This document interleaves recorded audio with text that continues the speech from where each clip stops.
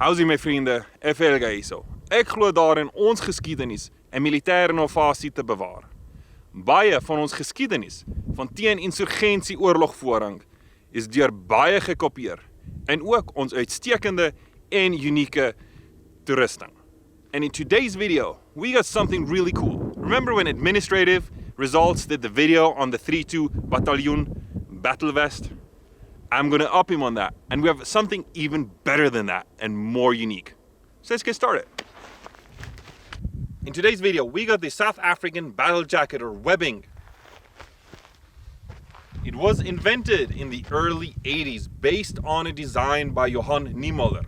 Johan Niemoller was a South African recce, and he influenced a lot of gear in the early 80s, late 70s, that got issued to South African Special Forces and South African just regular army forces throughout the last couple of decades, and is quite innovative.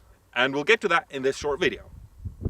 So this particular webbing was designed probably in the early 80s. There's not much known on who got this issued, where they were made, how many were made, what the purpose of this was, whatsoever.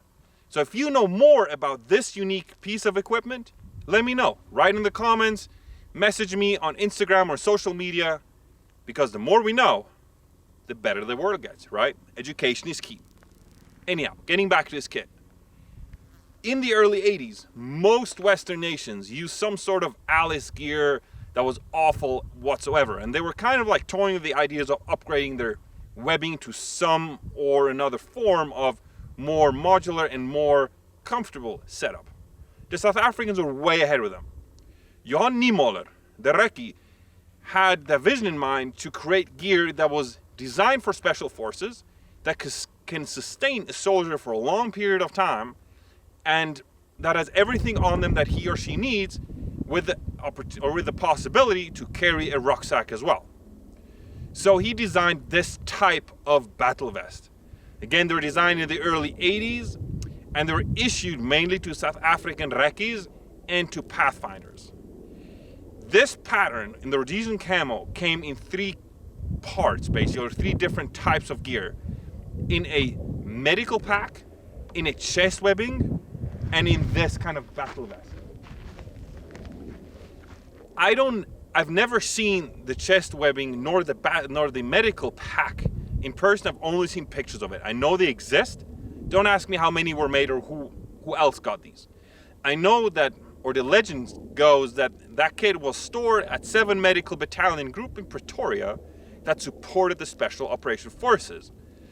It got also issued to some extent to the Pathfinder, but don't ask me in what capacity, or if they're only issued to external operations in certain areas, such as for Zimbabwe or for Angola. I don't know. As of today, I only know 4 of these vests to exist. One is in New Zealand with a collector of South African webbing and chest rig and just gear in general. There's 2 in South Africa, one by a very good friend of mine, and the other one owned by somebody just posted a picture online a couple days ago. And the 4th one is mine. If there are more, and if you have a gear or something in this pattern, hell yeah, awesome. To the pack itself, or how it's made. It's made out of 1,000 texturized Cordura nylon fabric. It is lined with 420D pack cloth, and it has 25mm side release buckles. It is insanely sturdily made. Like, this kit, as far as I understand it, has seen action, has been with a Special Operation Forces back in the days, and it's still in very good shape. Yes, there is some coloring on the side on it, but apart from that, it is just fantastic. It holds up. You might ask, is it comfortable to carry, and if it's a useful kit? Well, let's get to this question.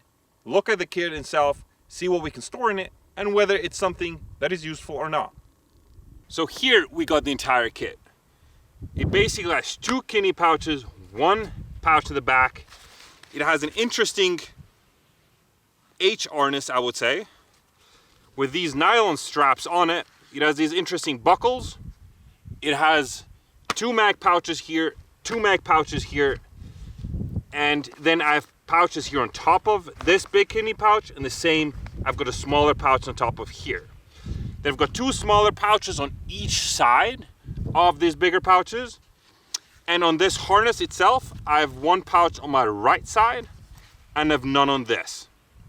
So this is more of a sleeve, and if I wanted to, I can put a bayonet in it. If memory serves me right, that's what the purpose of this was.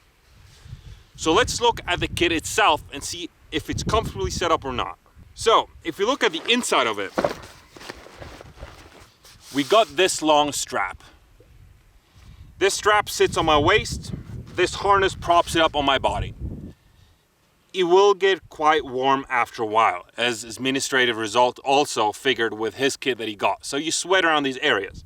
However, it makes you comfortable wearing kit for a long period of time. On the sides, I have a buckle here and Velcro that goes into the other buckle and a Velcro that I have underneath it. That clips together and sits around my waist. And it does work. I'm a rather skinny dude and I'm rather tall, and for me that kit works quite comfortably.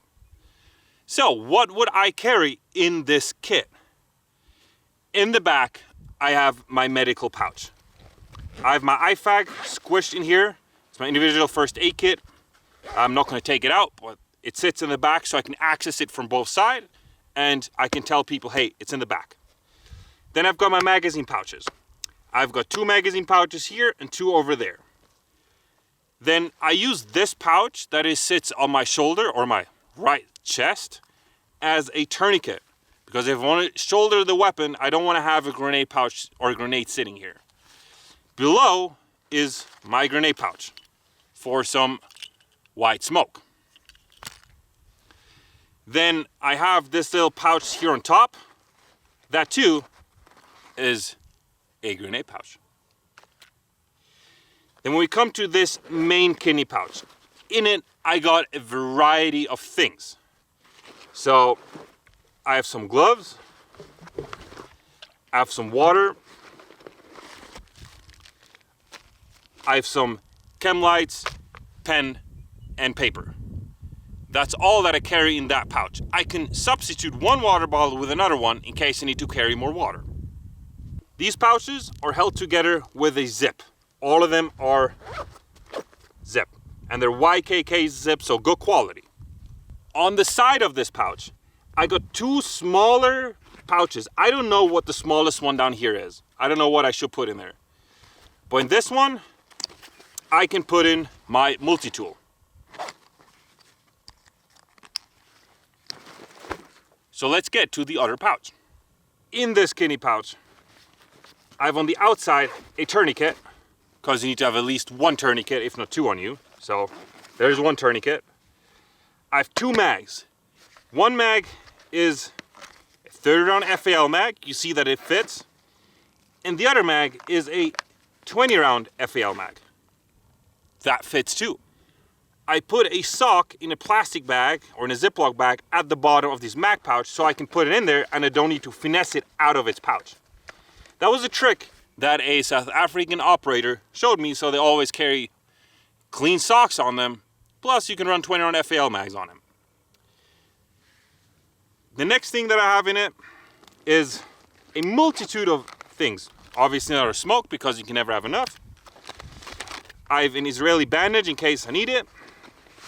A VS17 panel in case I need to mark something.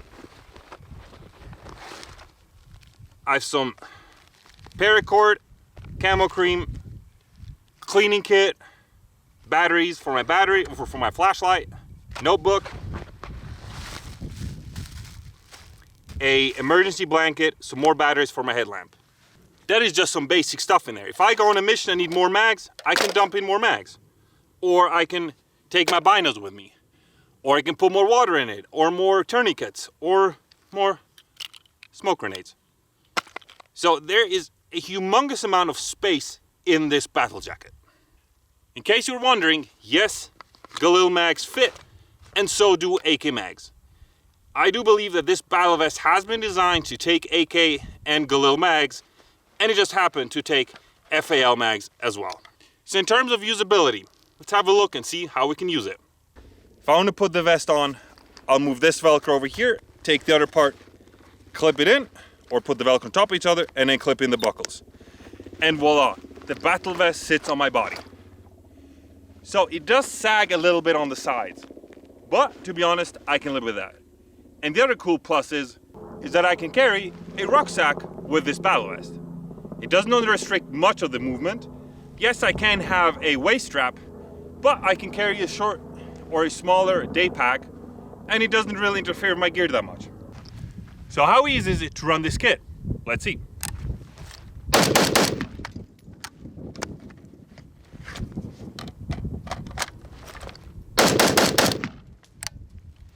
So mag changes are not that difficult on it, to be honest. Yes, it's kind of odd to grab it out of the pocket, but if you have the mag set up in a comfortable way, it works. Let's see how it works with an FAL. I got the FAL, let's see how it does.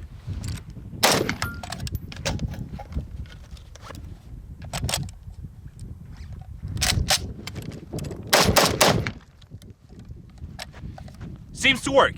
Yes, it is a hassle sometimes getting this clip to unbuckle, but hey, apart from that, it works.